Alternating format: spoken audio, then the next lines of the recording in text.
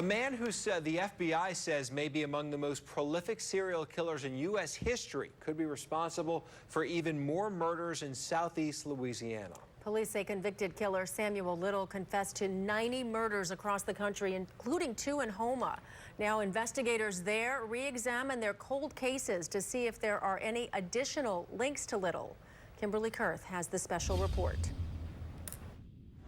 Not a moment go by, because to me, the question I have is, I don't know what her last thoughts were. Was she crying for us to help her? More than 20 years have gone by, but Bobby Simmons and his siblings will tell you the pain never goes away. She was a beautiful girl. Their sister, Daisy McGuire, found dead February 6, 1996, in a remote area of Houma. She was only 40 years old. So what animal would do something like that? It had to be an animal to do something like that. When we had the funeral, my sister, my second oldest sister, she said, leave the coffin open, because we hope that whoever did this see her and come forward. But they didn't come forward.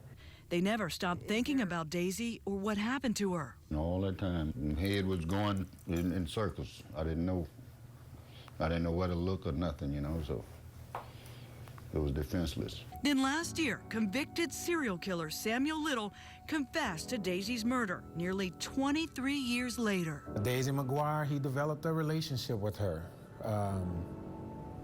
He actually made some statements that he liked Daisy, that he liked her. I think at some point he met her. He was driving off to another state. She was so heavily on his mind, he made a U-turn, went back, spent some more time with her. One thing led to another, and here it is again, he snapped. Daisy's family believes a family friend introduced her to Little. We've seen this guy before. He done came by the house. We done seen him, but we didn't know his name like we know his name now. Because when I see the picture, especially the younger picture, I could remember him coming through the yard, walking with Daisy, and you know, and I'm like, we didn't know what was going on at the time. Houma Police Chief Dana Coleman says through their investigation, they've learned that Little traveled the U.S. along the I-10 corridor often, coming back and forth to Louisiana. They believe he made ends meet by being a petty thief, and they know he spent time in the Houma area long before Daisy's murder. Police say Little also confessed to killing 55-year-old Dorothy Richard. Her body found off of LA 24 near Woodlawn Ranch Road in 1982. I think he met her at a bar, developed a relationship with her. She trusted Samuel, and that trust was broken at some point during the relationship where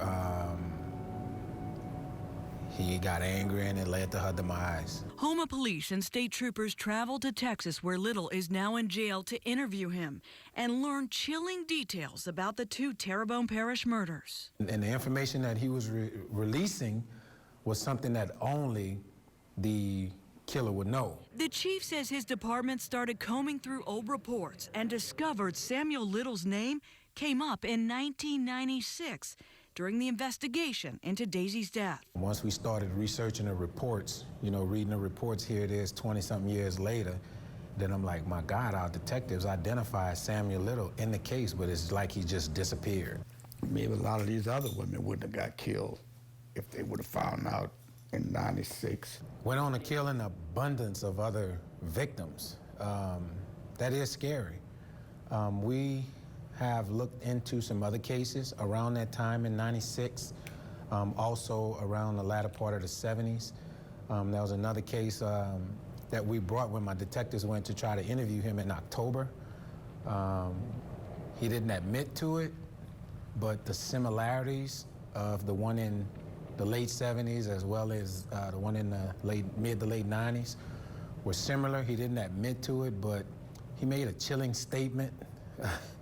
And the statement he made was, I don't know how I missed her. During our interview with Daisy's family, they told us she always carried a Bible under her arm. And that's one thing in Samuel's little confession to the Texas Ranger that I knew he was talking about Daisy. He didn't specifically say her name, but he said she was short, light-skinned, nice-looking lady, but she always carried a Bible. And I was like, that's Daisy. Now the chief says their investigation into Little is far from over because they're investigating to see if he's tied to any other unsolved murders in the area. You definitely can't rule him out. Definitely. He's volunteering this information, and I know based on our two, he was extremely detailed in the information he released. And for what I'm hearing from other agencies, that he's extremely detailed in theirs as well.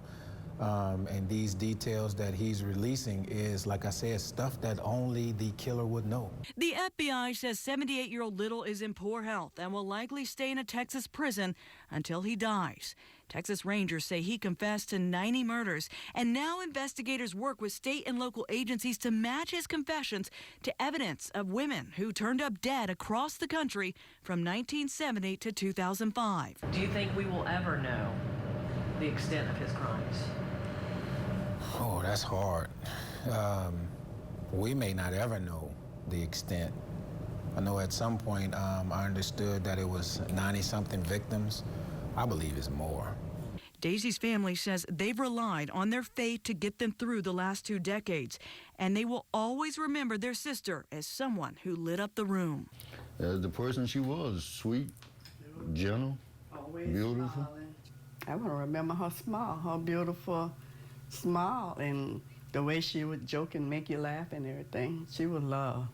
As for Little, I know if I would have said something to him back then, I'd have killed him. But today, God bless his soul. I wouldn't even want to look at him face to face, because I don't know what I would say or do. And I always say I feel like I let her down because I wasn't there to help her.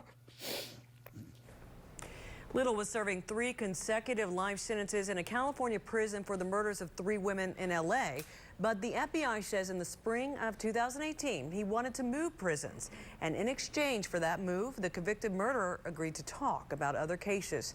He was recently charged with a 1994 cold case murder in Texas and transported to a prison there. Lee.